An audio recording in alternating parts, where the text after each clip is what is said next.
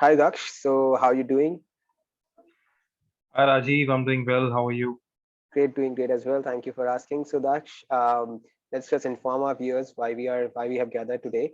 So guys, Daksh is an aspirant who has been preparing for GMAT quite some time, and he was stuck around a score of 640, and which was in which the split was hovering around V29 and V32. So verbal was the major area which was limiting his performance in GMAT exam.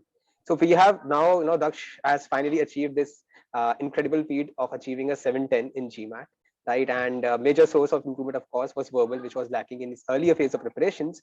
So we are going to, learn a lot from Daksh today, how he actually got his, got over this plateau. Because you most of the times when we are giving the exam and we get stuck and we get the same score repetitively in consecutive exams, it's not only demarcation on our GMAT score, but it's also more of a demotivation that how to proceed forward.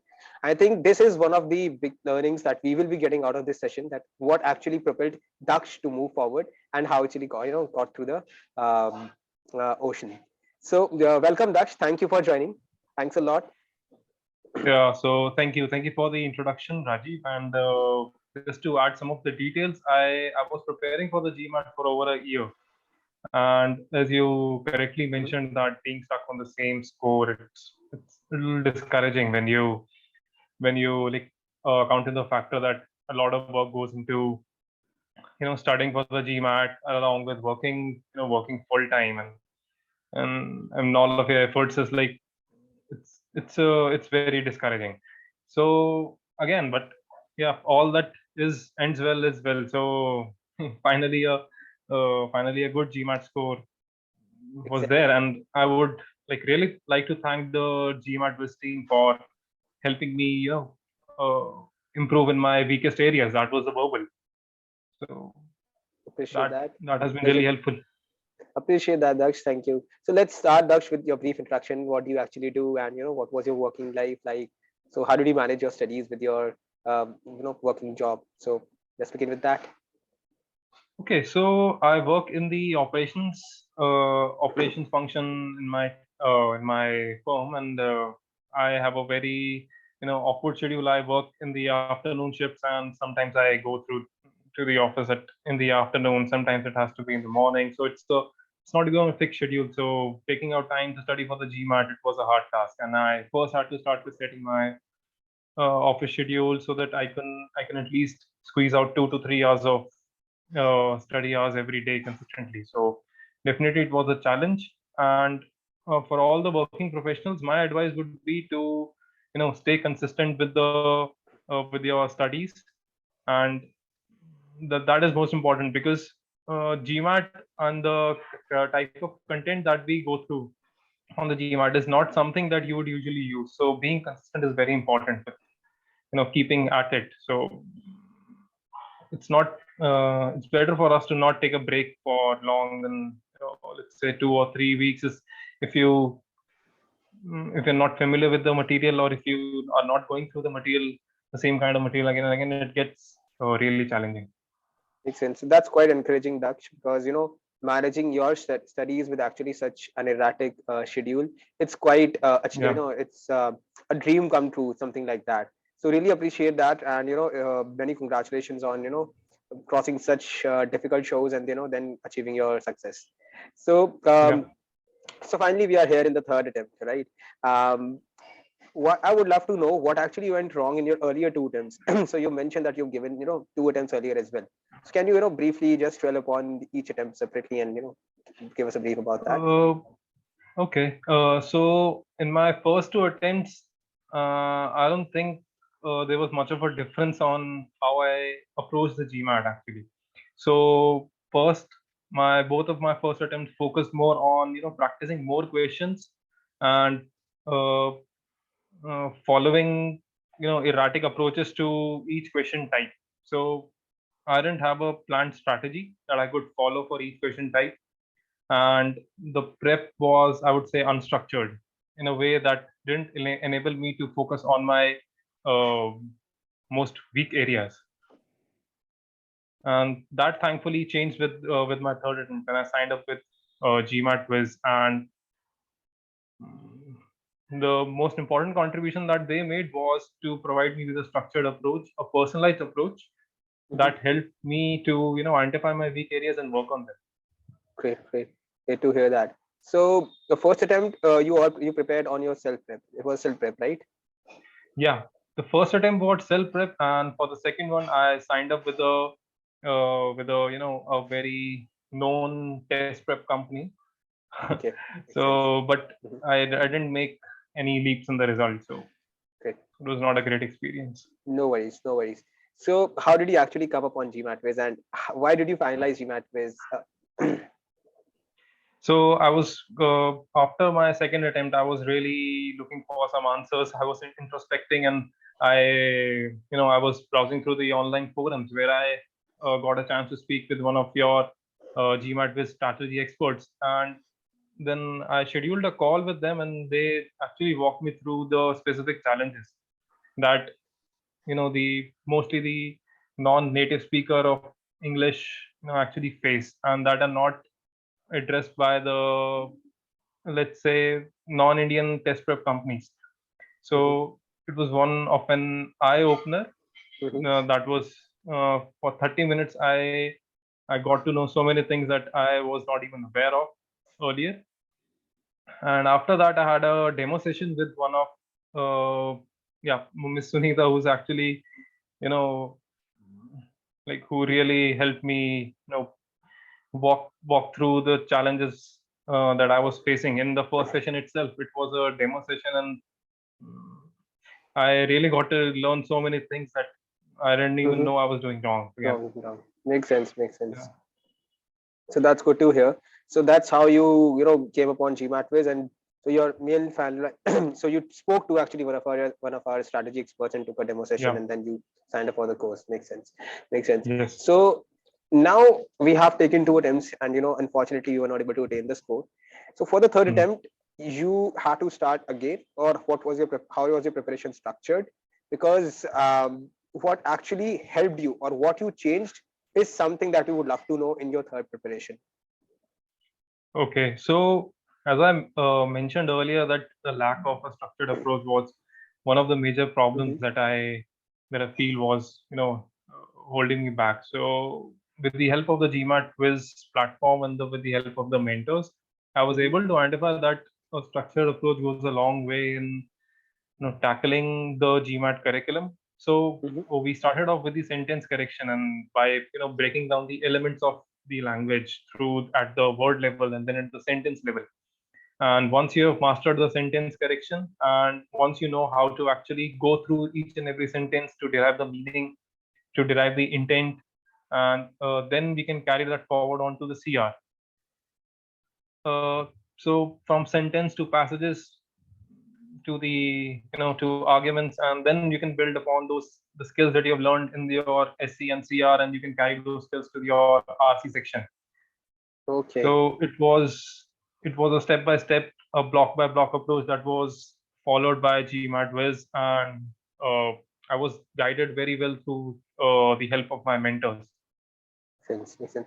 So I'm hearing this word a lot from your side, structured approach. And you also Yeah. mentioned that some of the skills that you learned in sentence correction, they even went a long way and helped you in CR and RC as well. So I see that if you're improving in your section, you have to improve all the way around, and the Right. roots of that improvement are entrenched in every particular section that follows. That makes quite a sense. So can you delve on this structured approach for each and particular section? Like, what was this a structured approach that helped you in sentence correction first, that also helped you in CR and RC later on? Okay, so in sentence correction at GMAT is what they teach you is you have to stop at certain junctions. You have to Mhm, stop, you have to read, you have to understand, you have to articulate what the meaning is and how each and every word or each and every sentence later on relates back. So it's a very detailed and a very again, for the lack of better word, I would say it's a very structured approach, and that really helps you through that. And for CR, we have a set of frameworks that to tackle each and every CR question. It's based on the pre-thinking methodology that I think is really, really wonderful.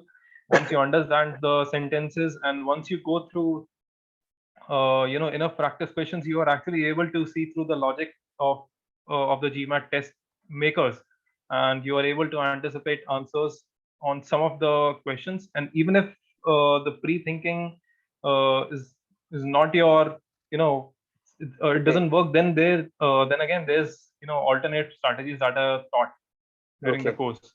Hmm. Yeah, and for the RC, it's built on first understanding the sentence, then understanding the each and every paragraph, how each and every sentence relates to the sentence in that came previously, and each paragraph relates to the previous paragraph.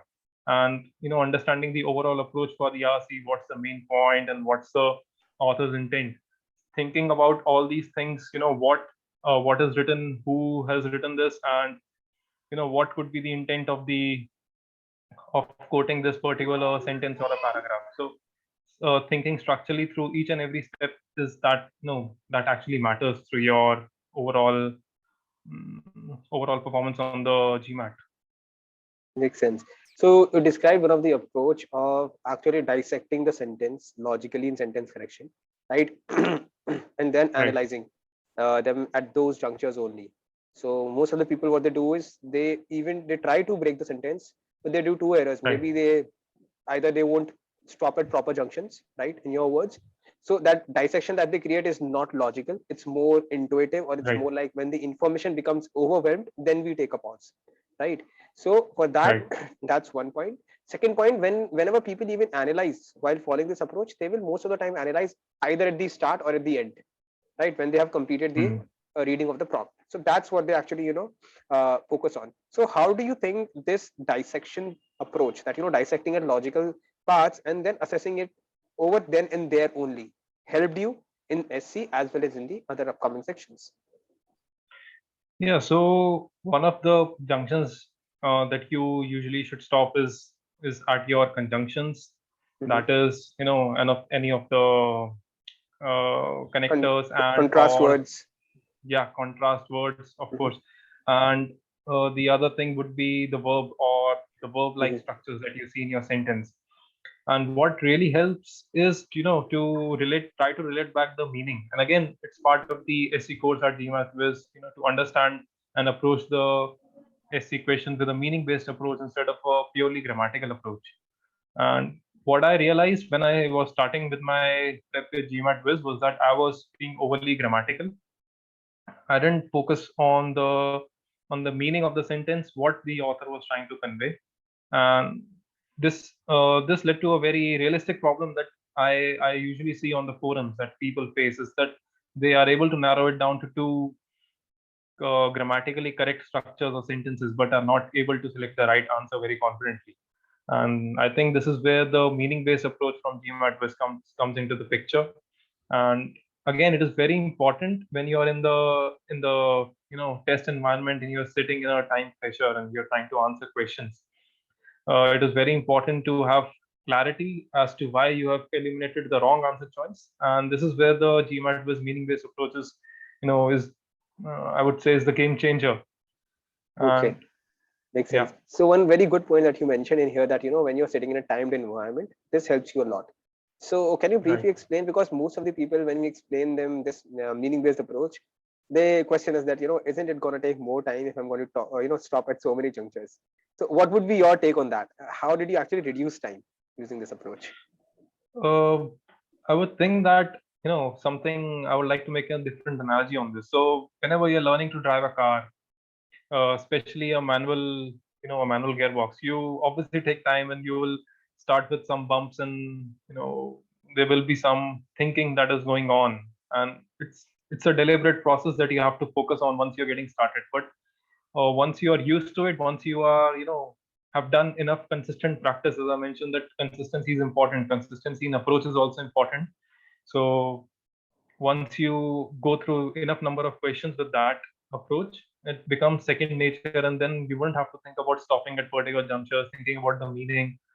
And that is Okay. where you actually save time when you go into your exam, So it's more about the practicing actual time test. approach rather than Yeah, practicing questions itself. right, Makes sense. Make right. complete sense. Great. So also one of the things that you mentioned while mentioning critical reasoning was pre-thinking, right? So what is actually this Yeah. pre-thinking and this framework thing that you defined? What did you learn in that and how it helped you? So pre-thinking is, it's a way of tackling each and every CR type question in a different and personalized way. So, for example, you have a assumption-based question in which you have to take out the assumption on which the argument depends. Here, most of us assume, or at least I used to assume, that assumption can anything that can strengthen the argument, but that's not the case. uh, say the, there are two types of assumption. Let's say it's a necessary assumption or a sufficient assumption. So knowing the difference between that and knowing what to apply and can be really important to answering those questions. Along with that, there are certain other frameworks that are taught. That is the either the causality, it's a causal argument, if and then structures. Is it a plan or a goal that we usually see on most of the GMAT arguments? It's either a plan or goal question. It's a if and then structure. It's a comparison between two plans or between two scenarios in which based on which the author has derived his argument, or it's a quant based structure in which you have to tackle through percentages or through absolute numbers. So knowing beforehand what to expect with the argument, or before you dive into the answer choices, you know what to expect with the what the author is trying to say, and it really helps you think through the lens of the GMAT test makers. That's quite good to hear, to actually think not just from the test takers point of view but also from the test makers perspective as well. So that's good to Right. hear. I think that's quite a game changer. That has, I think, proven to be quite a game changer for you. Okay, so also, one more thing that you mentioned about was mentors being a little bit more helpful. So how did they help you? So uh, during my first two attempts, I did not sign up for any personalized mentorship with any of the. I was basically doing it myself. So where the mentors come in is they help you keep you on the right track whenever you're going wrong, why you're going wrong. It's really helpful in that regard. Plus, they also like, especially with the GMATWhiz, mentors. What I felt was really helpful was the extended support that I got from them apart from my classroom. So, uh, being consistent with your approach, it's something that over time maybe it gets diluted, and here the mentorship is very important when there's someone who's just there to see you, to guide you through the correct approach, and even setting expectations of how your performance is on the mock exams versus how will you do in the actual exam, what can hold you back, and help you identify your strengths and weaknesses as well, and guide you through the process of working on your weaknesses, how to again, and how to follow the right approach at different junctures. So GMAT prep, again, it's a journey of more than 3 to 6 months for anyone who's trying to aim for a decent score.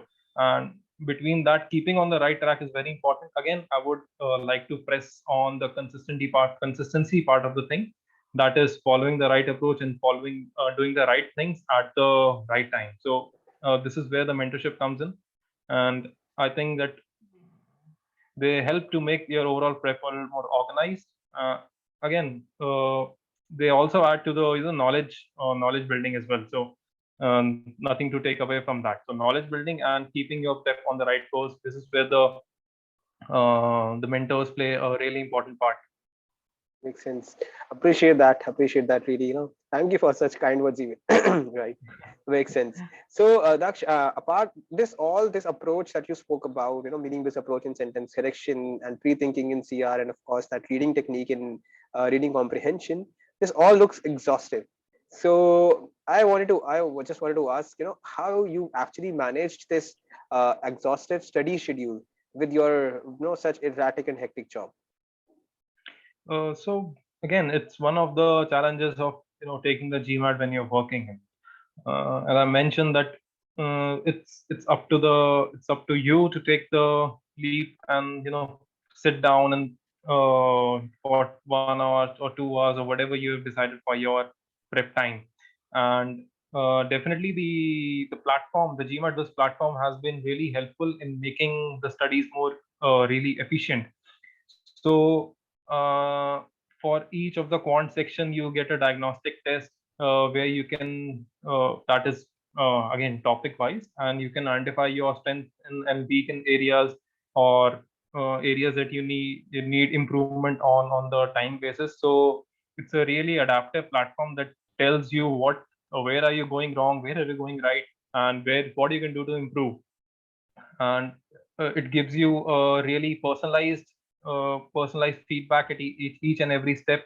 After you take the sample questions that are on the platform, it gives you a personalized feedback on what you need to do to improve, and it just guides you through the entire process, which makes it very easy for you to just focus on the content and not on the structure of your course. Makes sense. Makes sense. So that was about the planning that you were actually speaking about when we actually started the conversation as well. That the structured Right, planning was missing from your prep, the right, other way right, around, and the right, right. strategies that we of course discussed in detail. So I think both these aspects might have completed the whole story of your GMAT prep in the third attempt, right? So now Yeah. you are actually there sitting in the actual exam room. So what do you think should aspirants, take care of while they are in the examination room and taking the actual exam? So once you're in the exam room, you should really focus on applying what you've learned and really not thinking about anything front or back. The question that is in front of you is only thing that matters, and if you're applying the right steps and if you are applying the right methodologies. Like for me, the GMAT with methodologies really worked. I was able to relate back to my course and to my what my mentors taught me, and uh, I was able to focus on the question at hand. So even I was able to eliminate the wrong answers, confidently, and that really matters when you are sitting through a grueling exam of 3 hours. And if even if not losing confidence, and again focusing on your strengths and your knowledge, and trusting yourself to do the right thing for is what really is important when you're sitting in the test pressure environment. Makes sense. So keeping yourself focused and Yeah, not focusing anything else, but only on the question. So what you have performed is already done. You cannot change anything over there.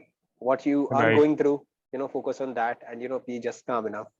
Makes sense though. I think that's one of the that's those are some great tips that we should follow, because what we have done earlier in our preparation, that's all done, right? So we just not need to do what is right there in front of us. Makes sense. So I think finally we are on the last end of this discussion, right? And so what do you think, in which schools are you going to apply? So what are your future plans? So I plan to apply to some of the schools in the UK. I'm looking at Cambridge, Oxford, and Warwick Business School, and Manchester. I would like to go for a program, UK program, since I have my work experience is on the higher side. So I think a 1 year MBA program makes more sense for me. And I'm happy to say that my GMAT score has enabled me uh, Apply to to such. exceed the target, the average score for most of the schools in the UK. So thanks Makes to sense. GMATWhiz for making this happen. Thank you, Daksh. Thank you for those kind words. Appreciate that. So I think that would be it from my side, guys. In case people have any other questions, or you might want to connect to us, what you can do is you can just post your query on the comment box, right?